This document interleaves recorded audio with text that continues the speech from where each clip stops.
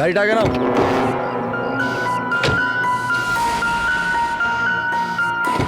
বললাম না গাড়িটা আগে নিতে, আগে নাও। আরে ভাই কি করে আগে নিয়ে যাবো? গাড়ি খারাপ হয়ে গেছে তো। প্রবলেম দেখিও না, আগে গাড়ি ধাক্কা মারো, আগে নাও। তাহলে আপনারা একটু সাহায্য করুন। কেন, আমরা কেন হেল্প করবো? তাড়াতাড়ি। এই লোকটাকে আমি চিনি স্যার, তার মানে আমাদের ইনফরমেশন একদম সত্যি। তার মানে ওই রুট নামের কম্পিউটার হ্যাকার এখানেই থাকে। আর ওই রুট নিশ্চয়ই কোনো ভয়ঙ্কর প্ল্যানিং করছে স্যার। যাই হয়ে যাক, ওকে জীবিত ধরতে হবে, এটা জানার জন্য যে ওর মিশনটা কি। আর এই মিশনে তোমাদের দুজন সাইবার কপকেও কাজে লাগবে। তুমি ইয়েস স্যার। এই বাইরে গেটে দাঁড়িয়ে থাকবে। Okay sir. নজর রাখবে। চলো।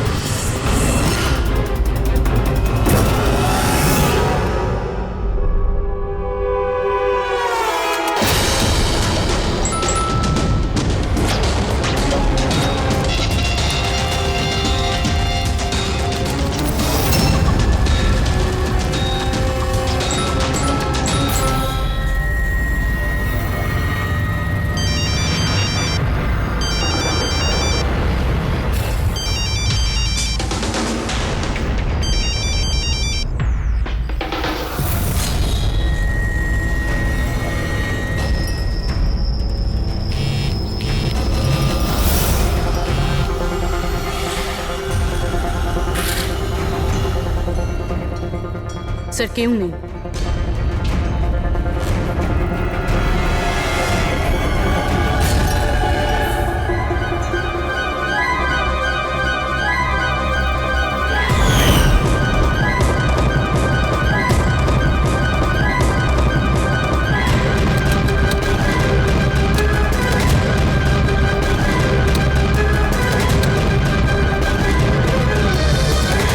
হ্যাঁ ফ্রেডি।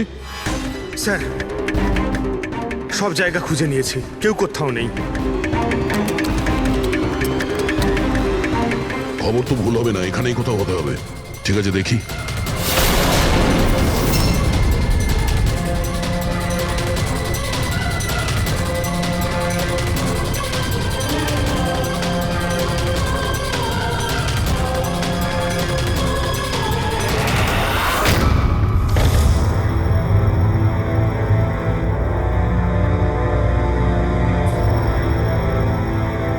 এখানে তো কেউ নেই।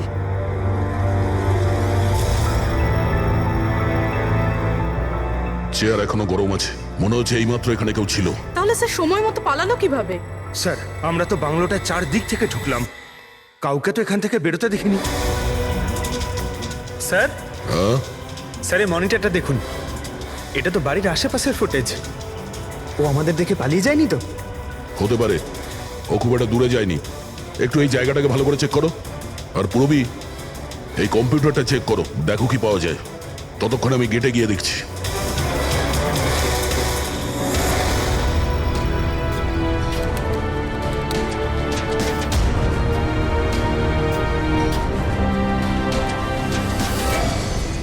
Mahesh, Mahesh, yes sir.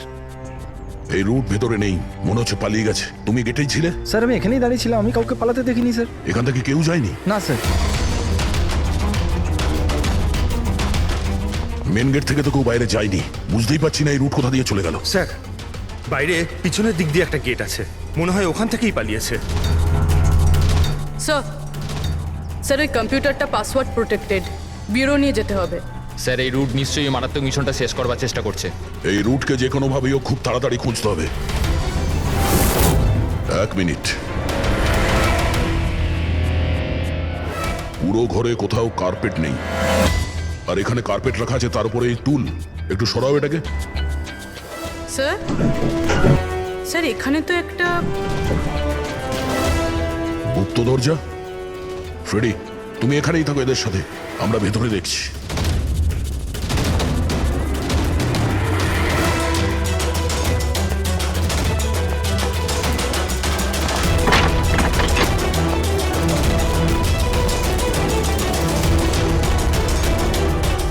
এই, দেখো, তোমার যা বলার আছে তুমি তো এখনই বলে ফেলতে পারো। আমার কিছু বলার নেই, যা কিছু বলার আমার উকিল বলবে। স্যার আমরা এই রুটের কম্পিউটার সিস্টেম অ্যাক্সেস করে নিয়েছি আর এনক্রিপশনটাও সফল হয়েছে। জানতে পারলে কিছু? হ্যাঁ স্যার এই গত কয়েকদিনে ইন্টারনেটে ভয়ানক কিছু ভিডিও পোস্ট করেছে স্যার। ডার্ক ওয়েবে স্যার। অ্যাকচুয়ালি ডার্ক ওয়েব ইন্টারনেটের এমন একটা কালো জায়গা স্যার, যেখানে সব অপরাধী নিজেদের সমস্ত বেআইনি কাজগুলোকে টেকনোলজির মাধ্যমে সফল করার চেষ্টা করে, যেমন অস্ত্র লেনদেন, কিডনি চুরি অথবা কাউকে মারার সুপারি। স্যার এমন কোনো কাজ নেই যেটা এই সাইটে হয় না।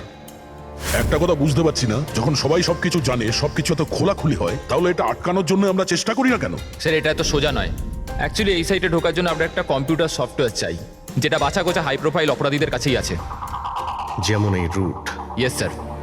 আর স্যার যেমন আমরা জানি যে ডার্ক ওয়েবে আইপি অ্যাড্রেস আর ইউজার আইডি এই দুটোই লুকোনো থাকে। দেখাও তো কোন ভিডিও পোস্ট করেছে এই রুট।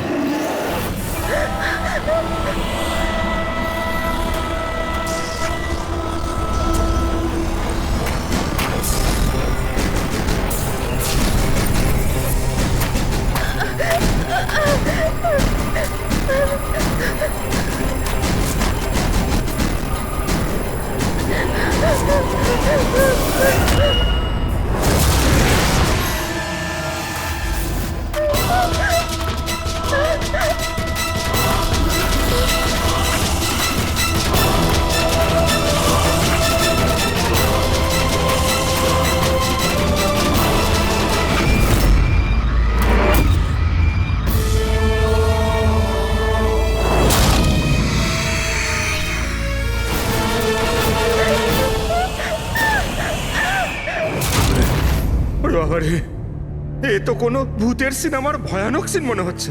এই সিনটা কেন দিতে গেল ডার্ক ওয়েবে? স্যার এটা কোনো সিনেমার সিন নয়, এটা আসলেই হয়েছে। আর কোনো হিরোইনের সাথে নয়, বরং বরং একটা নিরীহ মেয়ের সাথে। যতদূর আমি জানি এগুলোকে তো স্ন্যাপ ফিল্ম বলে। হ্যাঁ স্যার, এই ভিডিওর অনেক বড় ইন্ডাস্ট্রি আছে। এমনি এটা কে? আমি জানি না। এর মৃত্যুর জন্য তুমিই দায়ী।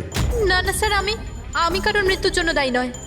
আমাকে শুধু টাকা দেওয়া হয়েছিল এই ভিডিও ডার্ক ওয়েবে দেওয়ার জন্য, আর আমিও দিয়েছি। টাকা কে দিয়েছিল? আমি জানি না। দেখো, জানি না বললে চলবে না। একটা মেয়ে খুন হয়েছে। স্যার আমাকে বিশ্বাস করুন, অনলাইন টাকা ট্রান্সফার করা হয়েছিল আমার অ্যাকাউন্টে। কে করেছিল আমি কিচ্ছু জানি না। যদি না জানো, জানার চেষ্টা করো। তুমি কম্পিউটারটা খুব ভালো করে জানো, তাই না? তাই এটা জানা তোমার পক্ষে অসম্ভব কিছু নয়। খোঁজ নাও। অভিজিৎ, যদি কেউ এই ধরনের ফিল্ম বানিয়ে আপলোড করে, তাহলে খুব তাড়াতাড়ি তাদের কাছে পৌঁছতে হবে, যারা এই মৃত্যুর খেলা খেলছে। একটা কাজ করা যাক, এই মেয়েটার ছবি সমস্ত পুলিশ স্টেশনে পাঠিয়ে। আগে বলুন, কাকে চাইছেন আপনারা? এটা রিয়ার বাড়ি না? হ্যাঁ, আমি ওর বাবা। আসুন। আসলে আমরা সিআইডি থেকে আসছি। আপনার জন্য একটা বাজে খবর আছে। আপনার মেয়ে রিয়া আর এই পৃথিবীতে নেই। হ্যাঁ জানি, কিন্তু ওর মৃত্যুর 10 দিন পরে আপনারা কেন বলতে এসছেন এসব? আপনি জানেন যে আপনার মেয়ে রিয়া মারা গেছে?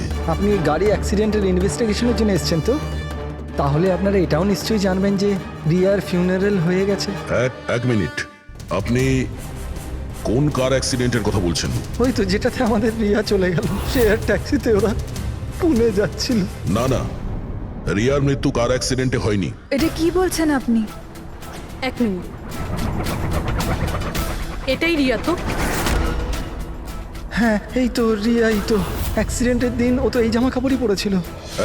এক মিনিট, মনে হচ্ছে কোনো কনফিউশন আছে। আপনি একটু বলুন যে আপনার মেয়ে রিয়ার কার অ্যাক্সিডেন্ট কিভাবে হয়েছিল? শেয়ার ট্যাক্সি করেও পুনে যাচ্ছিল, আরও 7 জন ছিল ওর সাথে। তারপর রাস্তাতেই ওদের গাড়িটার ভয়ঙ্কর অ্যাক্সিডেন্ট হয়ে যায়। পুরো গাড়িটাই ভয়ঙ্কর আগুনে পুড়ে যায়। মৃত ব্যক্তিদের তো মুখটাও ভালো করে চেনা যাচ্ছিল না। তাহলে আপনারা রিয়াকে কি করে চিনলেন? ওর জিনিসপত্র দেখে আমরা ওকে চিনতে পেরেছিলাম। আপনারা এটা বললেন না যে এই ছবি কবেকার? আসলে আমরাও জানি না যে এই ফটোটা কতদিনের, কিন্তু জানলেই আমরা আপনাদেরকে বলে দেবো। মনে হচ্ছে রিয়ার এই অ্যাক্সিডেন্ট দেখানোর জন্য করা হয়েছিল, ওর মৃত্যুর আসল কারণটা লুকানোর জন্য।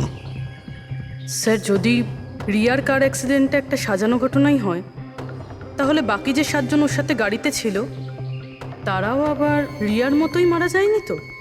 হতে পারে, ওদের ফ্যামিলির সঙ্গে কথা বলতে হবে। আমাদের ভাগ্য ভালো যে 7 জন অ্যাক্সিডেন্টে মারা গিয়েছিল তাদের মধ্যে একজনের শেষকৃত্য এখনো হয়নি।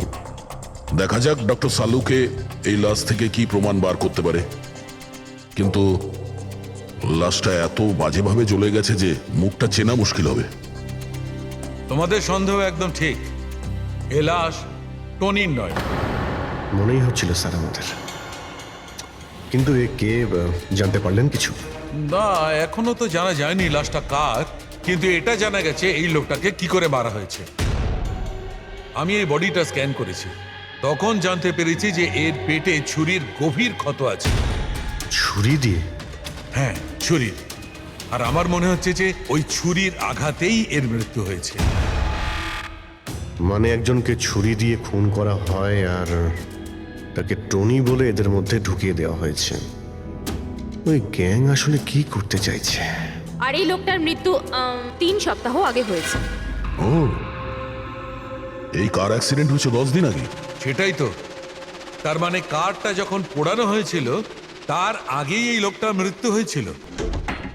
3 সপ্তাহ ধরেও লাশটাকে রেখে দিয়েছিল যাতে ওই গ্যাং এই ভয়ানক খেলাটা খেলতে পারে। আচ্ছা দয়া, আমরা একটা কাজ করি, যেখানে অ্যাক্সিডেন্ট হয়েছিল আমরা সেখানে যাই আর খোঁজ নিয়ে দেখি এক্স্যাক্টলি কি হয়েছিল ওখানে। আমি তো মজা করে গাড়ি চালাচ্ছিলাম স্যার, আর রেডিওতে গান শুনছিলাম। তখনই হঠাৎ আমি জোরে একটা আওয়াজ শুনলাম। আমি সঙ্গে সঙ্গে আমার গাড়ি থেকে বেরোলাম আর দেখলাম যে আমার সামনের একটা গাড়িতে দাউ দাউ করে আগুন জ্বলছে। আমি বুঝতে পারছিলাম না যে আমি কি করব।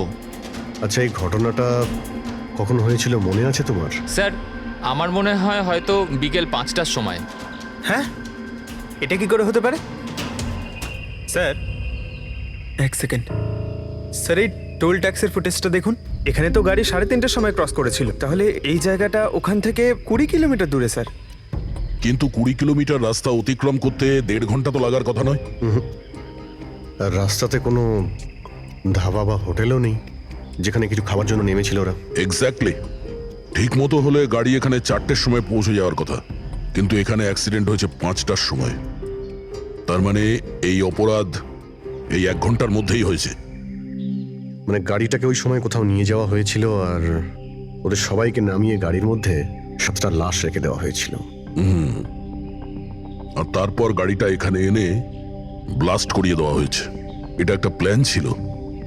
স্যার স্যার আমার মনে হয় ওদেরকে সেখানেই নিয়ে গেছে যেখানে ওই রিয়াকে নিয়ে গেছিল স্নাফ ফিল্ম বানানোর জন্য। জায়গাটা আমাদের খুব তাড়াতাড়ি খুঁজতে হবে।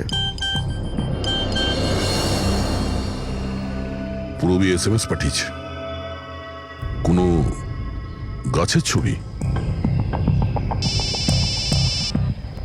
হ্যাঁ পূরবী। স্যার আমি যে গাছটার ছবি পাঠিয়েছি আপনাকে, এটাকে মোরিঙ্গা অ্যালোফেরিয়া বলে স্যার। হ্যাঁ স্যার ঠিক এইরকম গাছই রিয়ার ফুটেজেও ছিল স্যার। এই দেখুন স্যার, ওই ফুটেজেরই একটা স্ক্রিনশট পাঠাচ্ছি। স্যার এই গাছটা মহারাষ্ট্রের দুটো জঙ্গলে পাওয়া যায়। এটা তো এক্স্যাক্টলি ওই রকমই গাছ। মহারাষ্ট্রের দুটো জঙ্গলে? কোন কোন জঙ্গলে?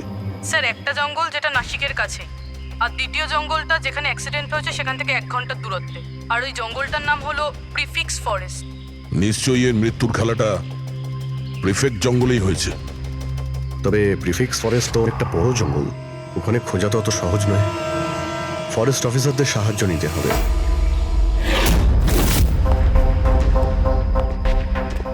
এই জঙ্গলে এই সমস্ত হচ্ছে, বিশ্বাসই হচ্ছে না। আপনাদের ইনফরমেশন কি একেবারে সত্যি অফিসার? দেখুন, আমরা শিওর না হলে তো এখানে আসতামই না, তাই না? আচ্ছা, আপনি বলুন যে কয়েকদিনের মধ্যে এরকম কোনো ঘটনা আপনারা দেখেছিলেন বা শুনেছিলেন, জঙ্গলের মধ্যে কিছু হয়েছিল? একদম নয়। আর এরকম কিছু হলে আমাদের নিশ্চয়ই চোখে পড়তো সেগুলো। ঠিক আছে, কোনো ব্যাপার না। যাই হোক, নিজেদের নিশ্চিন্ত হওয়ার জন্য আমরা একবার জঙ্গলে যাব। স্যার,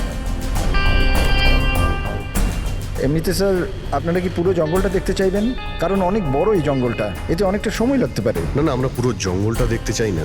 আমাদের জঙ্গলে সেই জায়গাতে নিয়ে চলুন যেখানে কেউ যাতায়াত করে না, কারণ প্রায় এই ধরনের জায়গাতেই অপরাধীরা অপরাধ করে। Okay officer. বিনোদ, মেঘনা, এনাদেরকে ওই জঙ্গলের ওই অংশগুলো দেখানোর দায়িত্ব তোমাদের, ঠিক আছে? হ্যাঁ sir. Yes sir. Sir 1 second. Sir এটা দেখুন, এটা হচ্ছে জঙ্গলের সবচেয়ে ঘন এবং নিস্তব্ধ জায়গা। আমার মনে হয় দয়া, গাছের মধ্যে দেখলে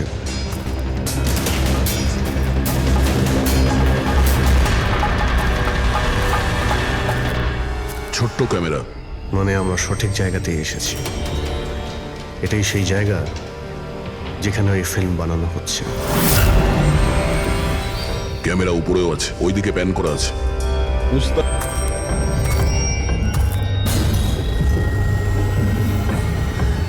দেখো, যদি ক্যামেরা থেকে কিছু জানতে পারা যায় ওদের আস্তানার ব্যাপারে। না অভিজিৎ, এ তো high and wireless camera.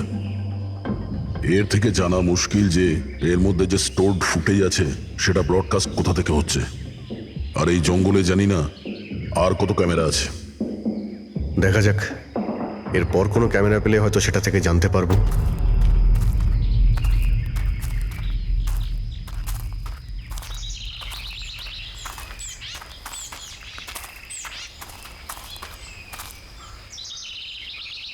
Sir, sir এই চিহ্ন দেখুন। আমার মনে হচ্ছে আমাদের আগে এখানে কেউ এসেছিল। তার মানে আমরা সঠিক পথেই যাচ্ছি।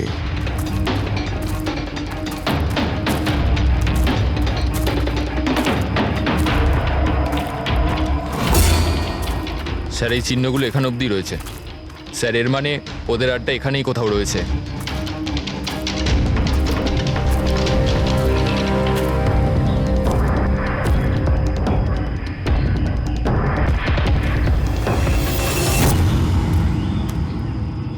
স্যার, স্যার তাড়াতাড়ি আসুন। এক মিনিট স্যার, 1 সেকেন্ড। ভয় পেও না, আমরা সিআইডি অফিসার্স। ওঠো। উঠে এসো। ওটো। স্যার আপনারা সিআইডির লোক, আমাকে বাঁচান স্যার।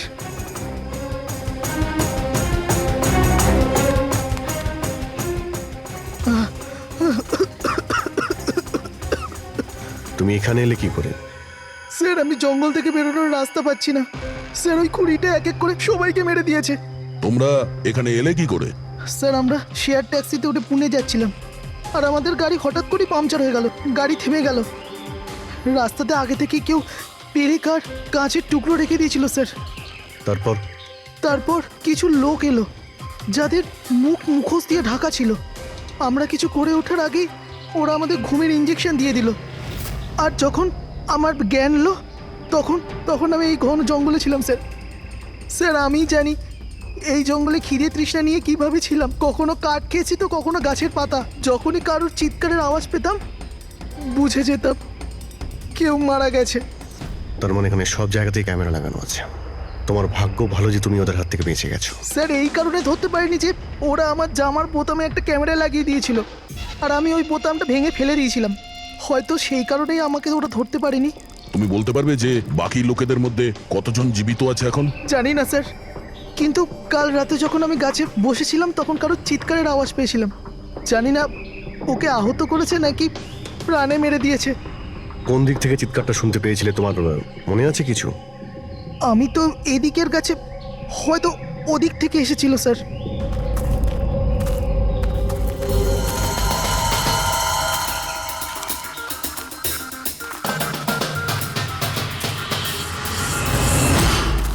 স্যার, রক্ত।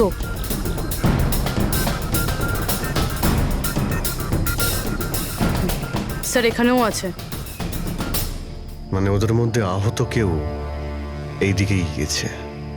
স্যার স্যার এই দেখুন, রক্তের কিছু দাগ এদিকে গেছে। এইদিকেও রক্তের চিহ্ন রয়েছে আর এইদিকেও রয়েছে, দুদিকেই রয়েছে, দুদিকেই দেখতে হবে। পঙ্কজ, পূর্বী, তোমরা এই দিকটা যাও, আমরা এই দিকটা দেখছি। বিনোদ, তুমি ওদের সঙ্গে যাও। আর হ্যাঁ, প্রত্যেক আধ ঘন্টা অন্তর আপডেট দেবে। হ্যাঁ, আপনি আসুন।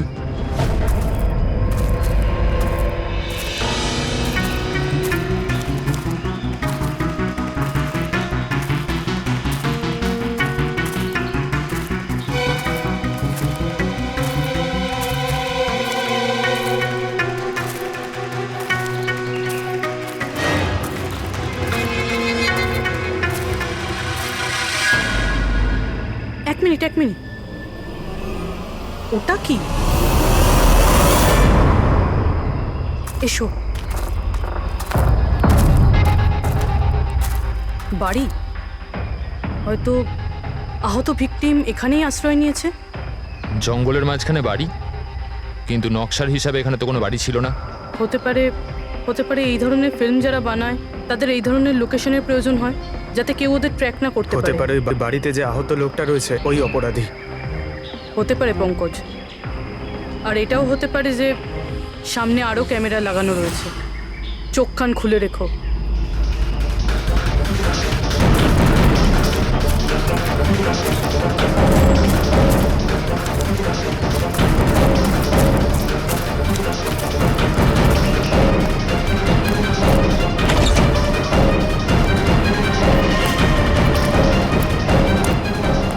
পঙ্কজ, টর্চ।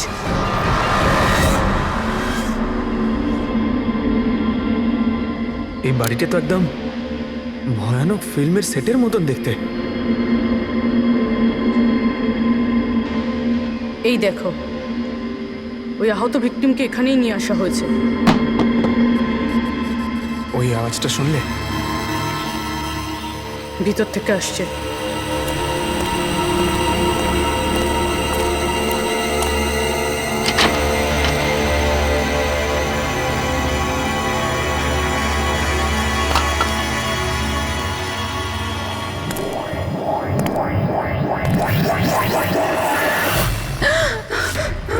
না, ছেড়ে দাও আমাকে যেতে দাও। বেরিয়ে এসো। না, আমার কাছে এসো না, আমি কিছু করিনি। দেখো, আমরা সিআইডি অফিসার, ভয় পেও না। এসো, কিচ্ছু হবে না তোমার। এসো এসো।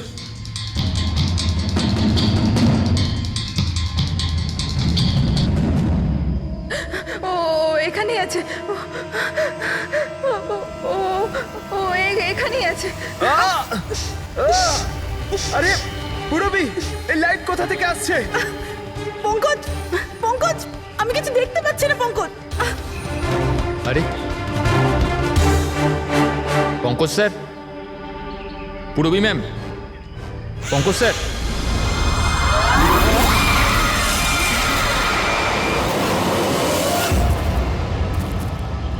স্যার, রক্তের দাগ তো এখানে এসে শেষ হয়ে গেছে। কিন্তু এটা কি করে হতে পারে? আহত যদি কেউ এই পর্যন্ত আসে, তাহলে এখান থেকে হঠাৎ করে অদৃশ্য হয়ে গেল কি করে? হতে পারে ও অপরাধীর হাতে ধরা পড়ে গেছে এখানে এই পয়েন্টে পৌঁছানোর পর।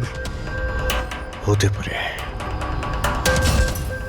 জানি না মোহিত ছাড়া আর কেউ এখানে বেঁচে আছে কিনা। 1 ঘন্টা হয়ে গেল, পূরবী আর পঙ্কজের এলো না, কোনো ফোন কল এলো না।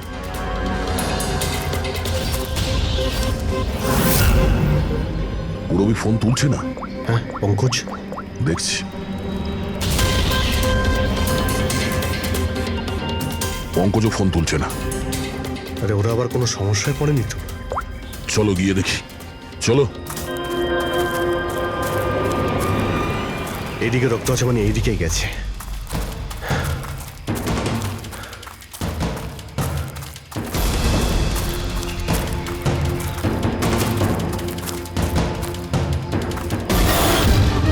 এই ঘরের ভেতর হতে পারে কেউ আছে, আমি ভেতরে গিয়ে দেখছি। ঠিক আছে, ততক্ষণ আমি এই বাইরেটা দেখি।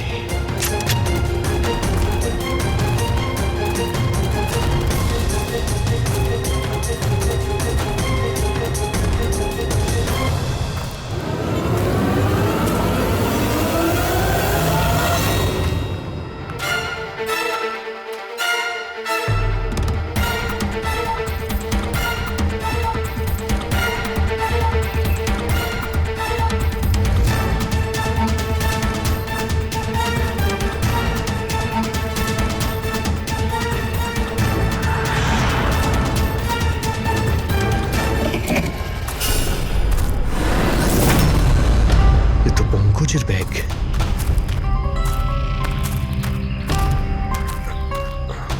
পঙ্কজ,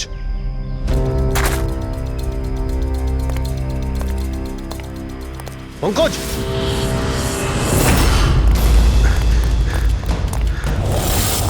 পঙ্কজ, পঙ্কজ, পঙ্কজ, কেমন আছো? ওঠো, স্যার, ওঠো। কি হয়েছিল? হ্যাঁ, স্যার ওইদিকে ওই বাড়িটায় গেছিলাম স্যার। ওখানে একটা মেয়ে ছিল স্যার। হ্যাঁ। ওর সঙ্গে কথা বলছিলাম স্যার। আর হঠাৎ করে কোথা থেকে এত আলো চলে এলো যে কিছু দেখতে পাচ্ছিলাম না, কিছু বুঝতে পারছিলাম না। ওই বাড়িটা থেকে যেন তেন প্রকারে বেরোলাম, তারপর এখানে এসে হয়তো পড়ে গেছিলাম। আর কিছু মনে নেই স্যার, আমার মাথা ঘুরছে। আর পুরবি, বিনোদ, ওরা কোথায়? স্যার ওরা জানি না স্যার, ওরা ভেতরে ছিল, বাইরে বেরিয়েছে কিনা জানি না। ও নো। কি কি হয়েছে তোমার? ও ঠিক আছে। পুরবি আর বিনোদকে পেলে? না, ঘরের ভেতরে তো কেউ নেই। ও গড, ওদের কিছু হয়ে যায়নি তো?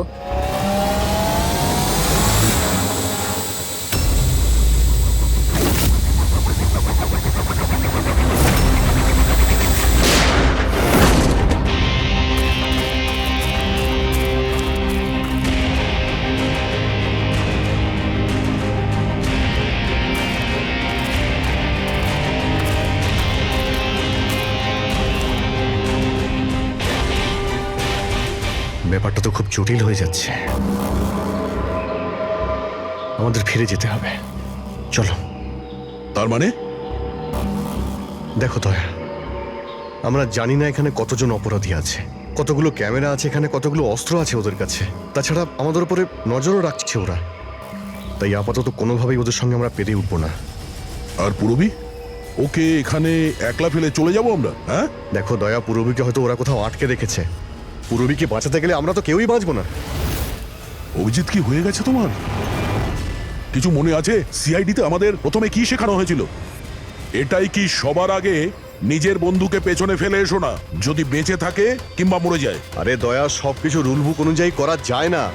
আমাদের এটাও শেখানো হয়েছিল প্রেজেন্স অফ মাইন্ডের ব্যবহার করতে। তাই এইরকম পরিস্থিতিতে আমাদের তো আই এম সরি, তোমার এই চিন্তা ভাবনায় আমি এগ্রি করছি না। আই এম সরি, তুমি যদি যেতে চাও চলে যাও। পুরবীকে ছাড়া আমি এই জঙ্গল থেকে বেরোতে পারবো না। দেখো দয়া, জেদ করো না। আমরা এটাও জানি না যে পুরবী বেঁচে আছে নাকি ও কোথায় আছে এখন। অভিজিৎ ও একজন সিআইডি অফিসার, এত সহজে হার মানবে নাও। বেচারি একাই লড়ছে ওই অপরাধীদের সঙ্গে। আর এখন যখন আমাদের সব থেকে প্রয়োজন ওর, আমরা পেছন ঘুরিয়ে চলে যাব। প্রয়োজনীয় এটাই যে যারা ওদের হাতে এখনো ধরা পড়েনি তাদেরকে আমরা যেন বাঁচাতে পারি, ব্যাস। দেখো দয়া, তুমি পুরবীর কথা বাদ দাও আর এখন চলো আমার সঙ্গে। আমরা পরে আবার প্ল্যান করে এখানে ফিরে আসবো, এখন চলো। এর হলোটা কি? এই ধরনের বিহেভ করছে?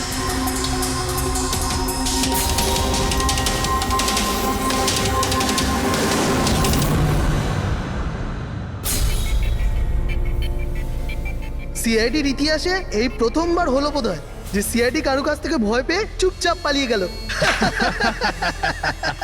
হ্যাঁ ডক্টর, পৌঁছে গেছেন আপনি? হ্যাঁ ওই জাংশনেই থাকুন, আমরা আসছি ওখানে। আরে সালুঙ্কি স্যার, আপনি এখানে? আমি এখানে। আসুন স্যার। আরে আরে তোমার কি মনে হয়েছিল আমাদের অফিসার পূরবীকে জঙ্গলে রেখে আমরা এখান থেকে চলে যাবো? হ্যাঁ, তাহলে আপনারা দয়া স্যারের ঝগড়া? মিথ্যে ছিল।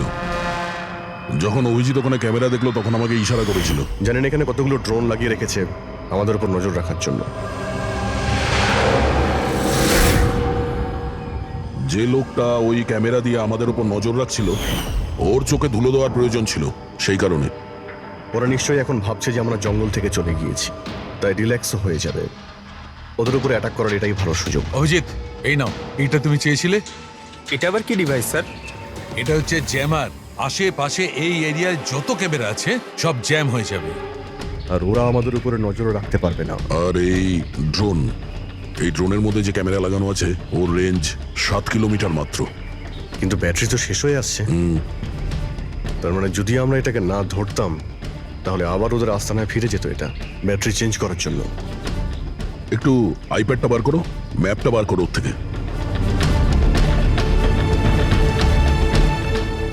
এই যে এটাই হচ্ছে সেই জায়গা যেখানে আমরা ড্রোনটা পেয়েছিলাম। আর এর পাশেই ওই বাংলো, মনে হচ্ছে এটাই অপরাধীদের আস্তানা। তাহলে যাওয়া যাক, গিয়ে মুক্তি দিই পূরবী আর যারা বাকি বেঁচে আছে তাদের। চলো। না স্যার, আপনি মেঘনা আর মোহিত আপনারা এখানে থাকুন, আমরা যাচ্ছি।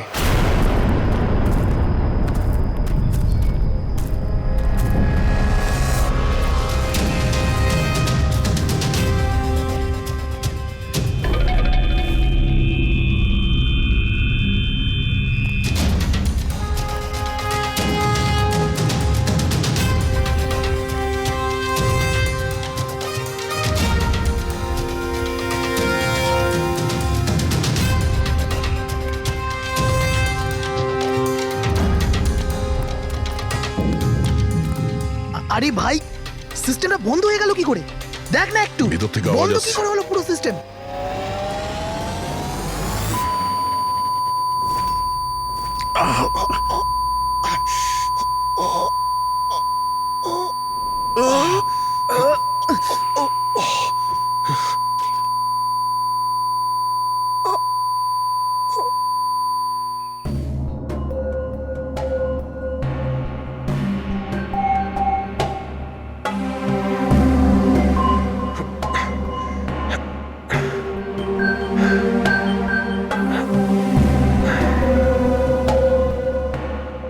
পঙ্কজ,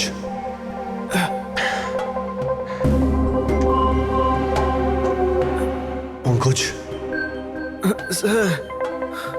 আমাদের ওয়েলকাম জানানোর পুরো বন্দোবস্ত ওরা করে রেখেছিল। স্যার এরা যদি আমাদের মারতে চাইতো তাহলে আগেই মারতে পারতো। আমাদের আমাদের মারতে গিয়ে কি এরা ভিডিও শুট করতে চায়?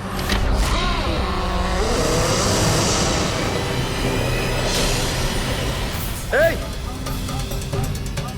স্যার, দাঁড়াও।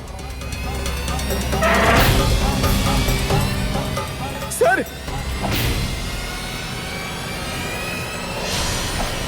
এটা আমি পঙ্কজ। পূরবী, তুমি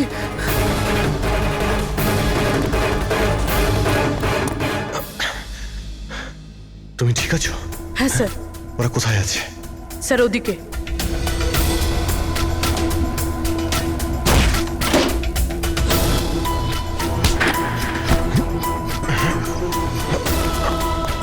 এই, এই,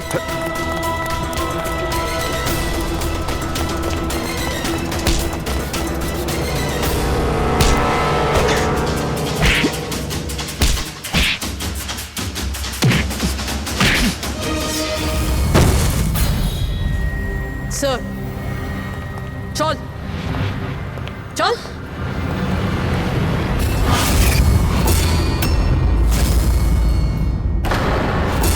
মেঘনা, তুমি?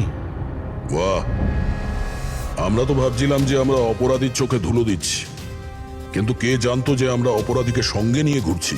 আপনারা এখানে কি করে? কে ছাড়িয়েছে আপনাদের? সিআইডি কে আটকে রাখা এত সহজ নয়। সুযোগ বুঝেই আমি ওই জানলাটা ভেঙেছি আর ওখান থেকে বাইরে বেরিয়ে গেছি।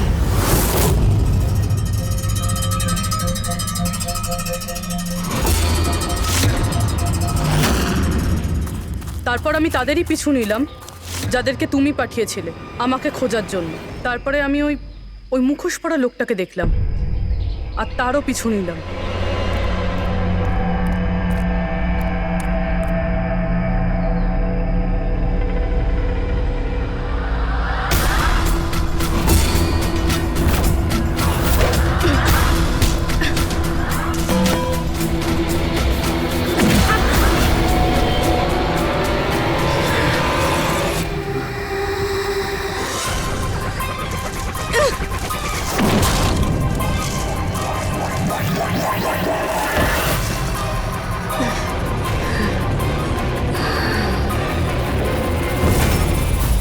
কিছুক্ষণ বাদে যখন আমার জ্ঞান এলো তখন আমি দেখলাম যে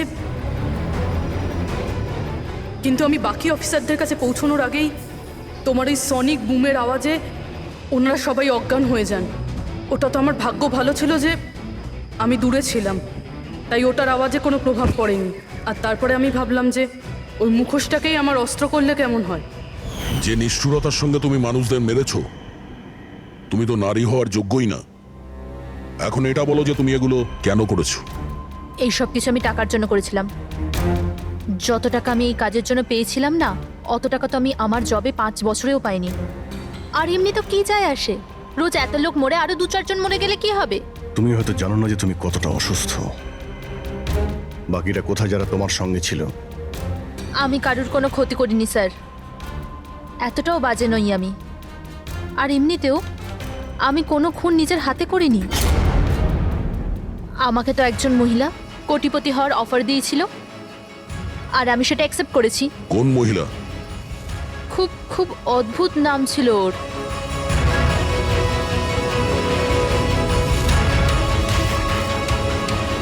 রুট। রুট?